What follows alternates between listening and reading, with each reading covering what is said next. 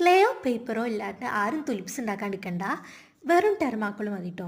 ടെർമാക്കോൾ എടുത്തിട്ട് ഒരു water drops പോലെ കട്ട് ചെയ്തെടുക്കാം. നമ്മൾ പണ്ട് മായ വരയ്ക്കലുണ്ടായിരുന്നല്ലോ അതേപോലെ.